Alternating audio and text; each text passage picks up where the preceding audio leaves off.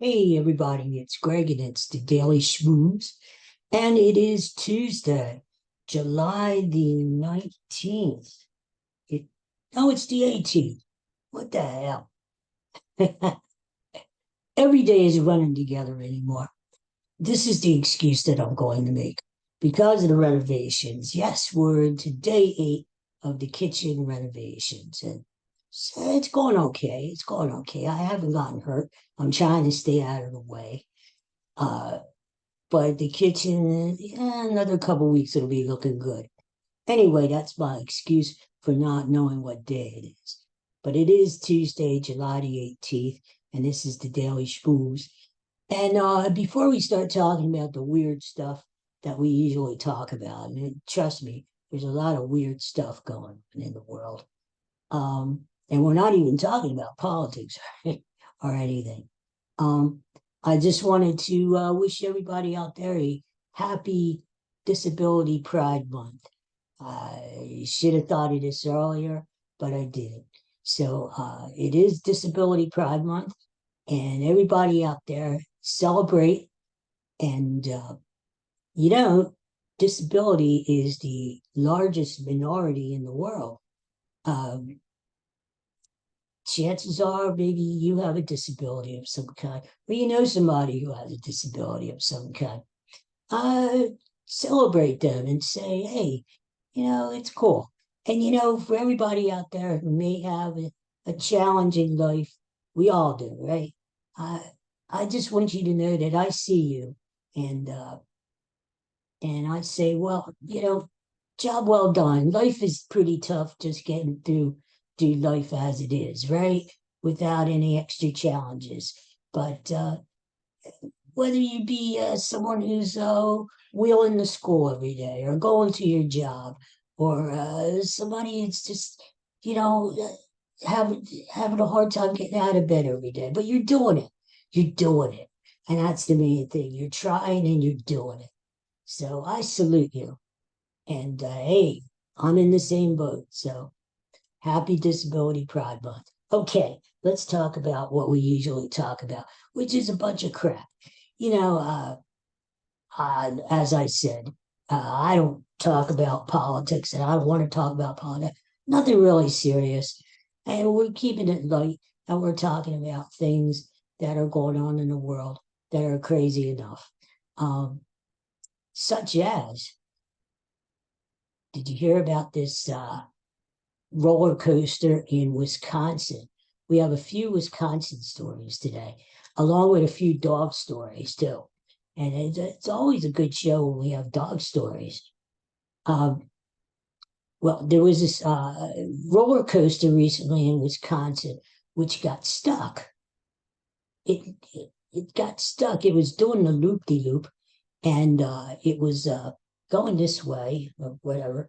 And the people were upside down, and all of a sudden it stopped. There's some kind of glitch in the mechanisms or whatever. Anyway, the poor people were hanging there for literally 3 hours. Can you believe that? 3 freaking hours. They're hanging upside down like bats. Now, of course, the fire department got there and they had to figure out how they're going to get these people down. First of all, they're up really high. I don't forget, the story didn't say, but they're up really high and they're hanging upside down. How do you get them down, right? And they have the safety mechanisms holding them in. The problem is if you try to release one person, take people down one at a time. I think there was a total of 40 people on the roller coaster at the time. But if you try to do it one at a time, you release the safety mechanism, it releases all the safety mechanisms. So the people would just drop out of the car. Um, so that was a tricky thing that they had to figure out. Um, Fire department had their ladders up high, talking to people, trying to keep them calm. But I don't know how good that would be. How calm can you be hanging upside down for close to 3 hours, right? Well, anyway, to make a long podcast short, they got the people out. And they said one of the heroes of this whole story was a little girl because they offered to take her first. There were a mixture of kids on the roller coaster and adults. And this brave little girl said, no, take this guy first. It was an older guy who was having really a hard time, became very anxious and panicky. I don't blame him. I wouldn't be able to do that. And and he passed out. So this brave little girl said to the fireman, no, take him first, which they did. Believe it or not, when they got all these people down there, 3 hours later, when they first called the fire department, um, they took a few people to the hospital to get checked out, but there were like no serious injuries. That's amazing to me. It's to be hanging upside down like that and to have no injuries, right? I think there's going to be a few lawsuits happening out there in Wisconsin, though. Yeah. Uh, so that's number one on the list, the Wisconsin roller coaster story. Um, Number two on the list. Oh, you got to hear about this one. This is just a wacky one here. When I read this yesterday, I was this floored me. Um, we're going to talk about a lady in England. In England, her name is Brocardi. Brocardi, and she's an artist and she's a performer, an actress, and a singer over in England. And she just goes by the name of Brocardi, sort of like Cher or Madonna. I saw a picture of this lady. She looks very much like a modern day Elvira. Do you remember Elvira? She was this like witchy lady who was all made up and back in the, I guess, 80s, 90s. She was on the radio and sometimes on TV. Well, that's who this like Bacardi looks like, Bacardi. It sounds like something you take for acid indigestion, Bacardi. Anyway, so the news was that Bacardi is getting a divorce. It's sad from her husband, who happens to be a ghost. You heard that right. He's a ghost. So here's the backstory.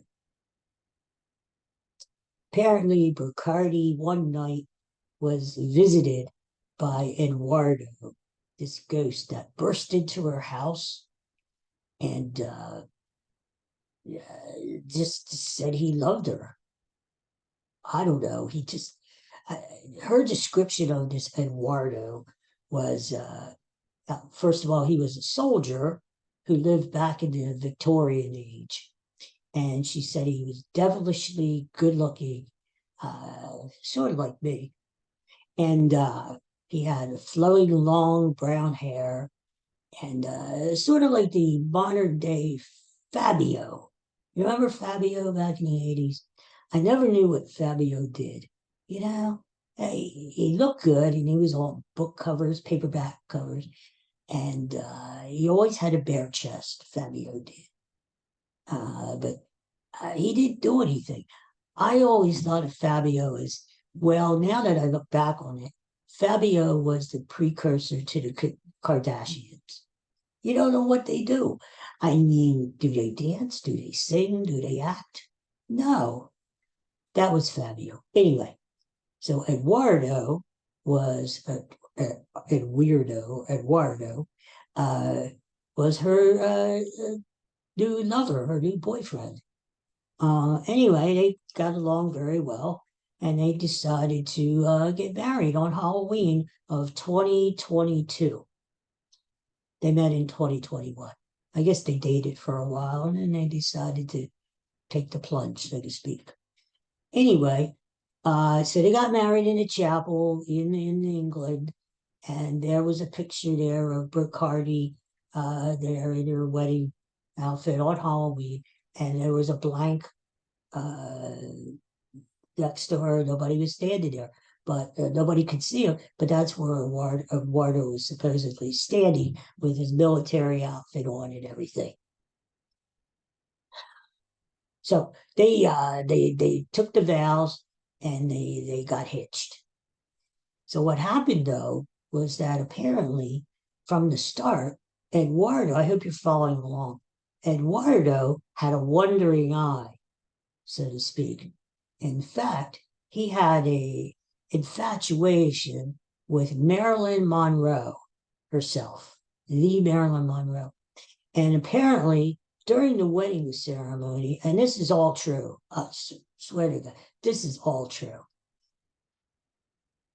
During the wedding ceremony, Marilyn Monroe, the spirit of Marilyn Monroe, was in the chapel with Bacardi and Eduardo.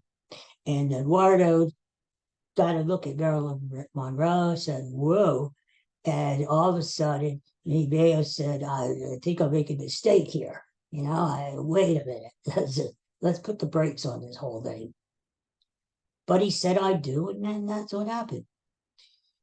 Anyway, poor Bacardi said through this entire wedding, this entire marriage, less than a year, that Eduardo seemed very distant, so to speak.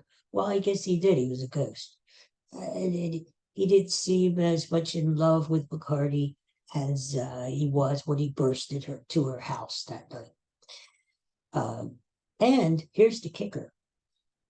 Every time Eduardo would be away for a couple of days, come back to Bacardi, and when he did, he always had the scent of Chanel number 5 around his aura, around his spirit. And if you know, Chanel number 5 was the favorite perfume of Marilyn Monroe. See what you learn when you tune into the Daily Schmooze? And so I'm thinking that Leach, Eduardo, and Marilyn Monroe kind of hooked up together. They shacked up together or something. So anyway, Bacardi, she couldn't take it anymore. And she said, I'm getting a divorce. So that's what happened. It went through the other day. And now Bacardi is a free woman now. And Eduardo, who knows where he is? Maybe he's out off with Marilyn Monroe, but knowing this guy, he's probably he's a skirt chaser. He's going to find the next good-looking ghost around. Anyway, to me, that relationship didn't have a ghost of a chance of surviving. That's to me. I think that was the old saying there. The spirit was willing, but the flesh was weak. So anyway, that's the news coming from England. Now, did you hear about this?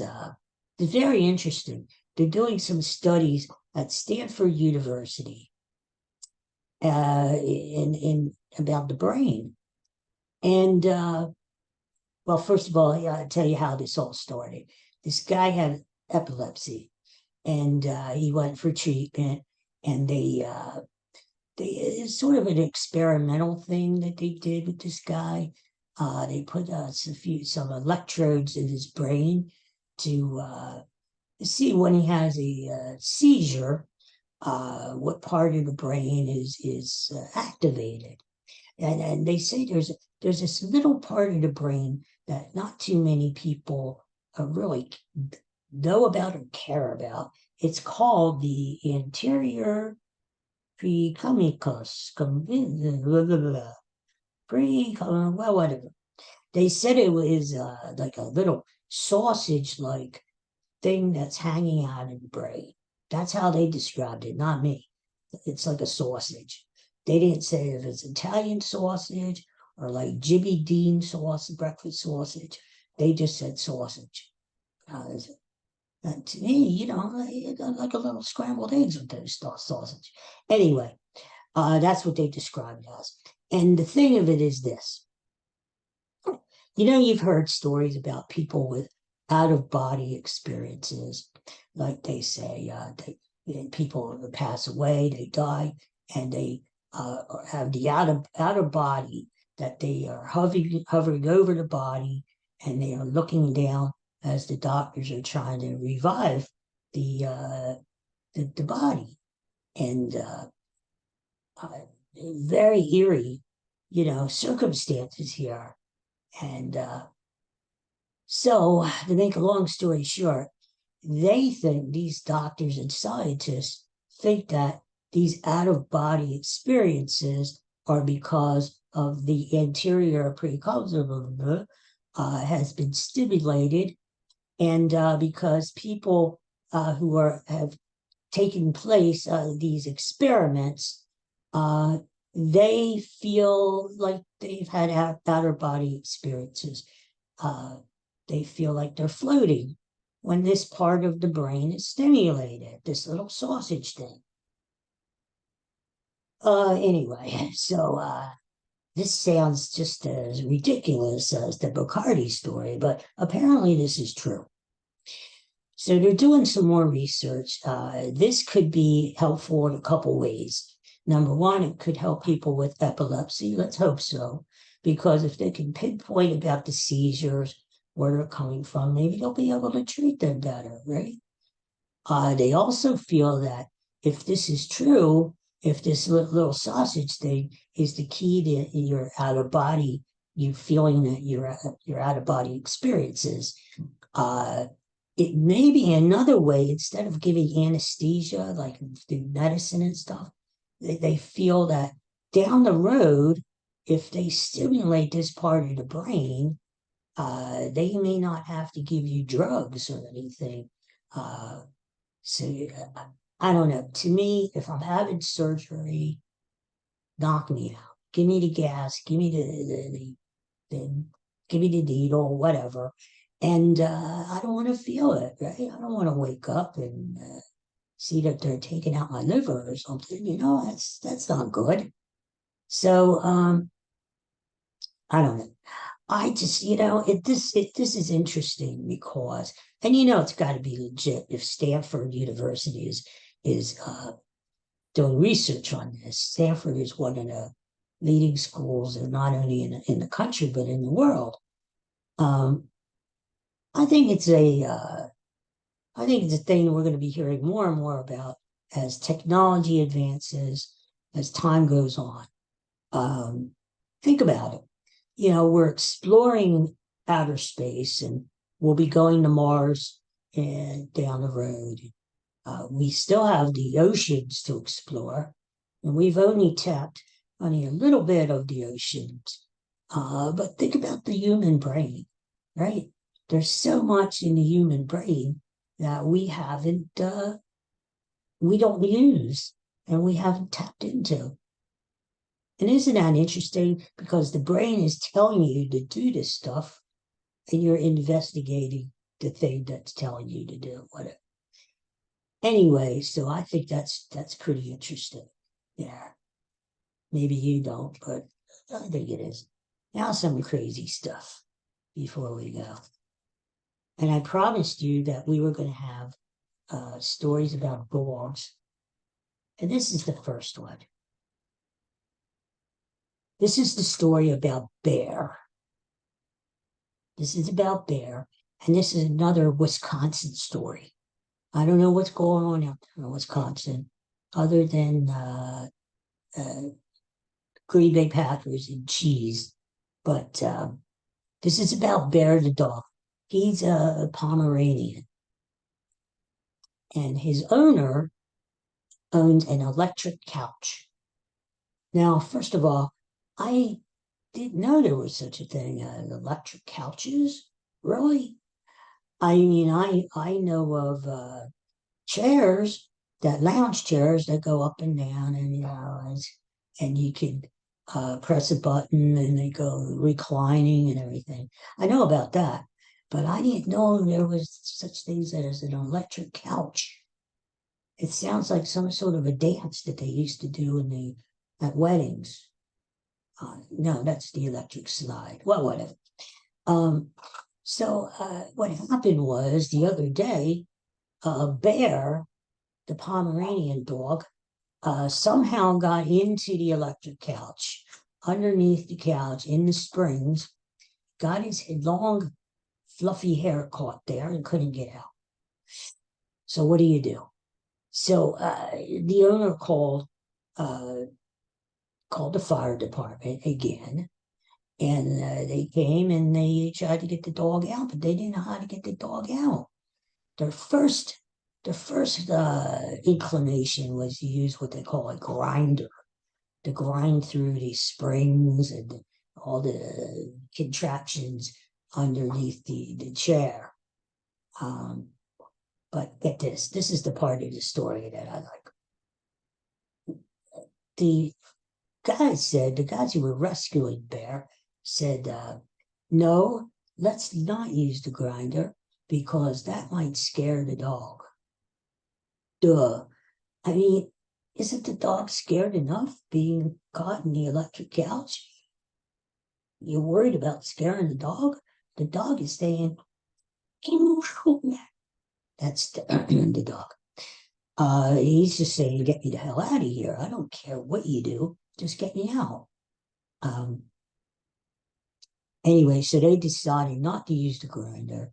They used things that cut the springs in the electric couch, and they eventually got Bear out of there. And Bear is okay. Bear's okay. But of course, that made the news. That I guess it was a slow news day in Wisconsin, and Bear the dog, the rescue of Bear the dog, was like the top story that day. Um, Final story. This is another dog story. This one took place recently at the racetrack in Los Altos, California. And it was the annual, I got to read this. They had a special race there, but it wasn't horses, it wasn't greyhounds. It was the Wiener Schnitzel Wiener National Championship race. In other words, it was a 50-yard race, a bunch of dachshunds, a bunch of what we used to call when I was a kid hot dog dogs. You know, these long dogs with a long body, the Wiener Schnitzels. So uh, the first heat was, and don't say heat to a dog. The word heat to a dog means a whole different thing. Well, anyway, but the first heat was all these packs of dogs. They didn't say how many, but they were all Wiener Schnitzel dogs, and they all put them on the track. It sounds kind of stupid, doesn't it? Ridiculous. They put them on the track, and they just let them go. They let them have at it for 50 yards. Well, they got the fastest times, and those doggers who had the fastest times got to run in a dog off there for the coveted title of top dog, so to speak. So anyway, they had the second heat, and the winner, his name here, I have it here, Betty Von Weenie. Betty Von Weenie. How's that for a name, huh? Betty Von Weenie. Sounds very aristocratical, doesn't it? Betty Von Weenie. You know, Mr. President, you have a visit from Betty Von Weenie. Yeah. It actually sounds, when we're talking about hot dog, it sounds like it should go back to the story I had about the sausage. Yeah, you could tie both of those together, and you could make one long story about it. Anyway, Benny Von Weenie won the championship, and as a prize, Benny and his owner won a doghouse, $1,000, and the coveted title of fastest weenie in the West. Okay. Yes, that's Betty Van Weenie. I actually the whole race was run. It was a fundraiser for an animal care center out there out west. So that's okay. It's not just a stupid story. They actually raised money for this shelter, this care center for animals. So we'll give them a pass there. But yeah, so that's about it. Um, so that's it. I have to say, everybody stay cool out there. I understand that it's really, really miserable, hot and humid, not only here in Pennsylvania, where I live, but all over the country. And I just think, I don't get into stuff, the politics or whatever. I don't. But maybe this is Mother Nature's way of saying, uh-huh, uh-huh. You didn't believe me about global warming. I'm gonna show you now. You're gonna get it really good. And now, unfortunately, we have these floods, and we have this miserable heat in the summertime. Now, we've broken records all over the earth for consecutive hottest days on record. So, I mean, if that doesn't convince you that something's going on, what will, right? Um, Something's going on. Whether you believe in global warming or not, I do, but something's not right here. Something's not right. Again, Mother Earth, Mother Nature is saying, I'll show you. You don't believe me? I'll show you. So anybody, everyone stay cool out there and stay safe, okay? We don't need you guys having heat strokes or anything. Um, and this is why I say all the time, the people who will listen to me, even my dogs, um, I like September now. When I was a kid, I loved summertime because you're out of school, the good humor man comes around, and hi, Katie, out there, wherever you are. The good humor man comes around, ice cream. And summertime baseball, right? And it's was my favorite time of the year. I love summertime. Go swimming, uh, ball games, all kinds of cool stuff. Nowadays, I can't stand it. And I think the reason is because I know the reason is because it's just too freaking hot anymore. Um, I don't remember it ever being this way when I was growing up. We would have hot summers, but not consistently, dangerously hot from one extreme to another. So give me September anytime. I'm waiting for September to come around. So, all right, well, that's enough crazy stuff. And thank you for watching.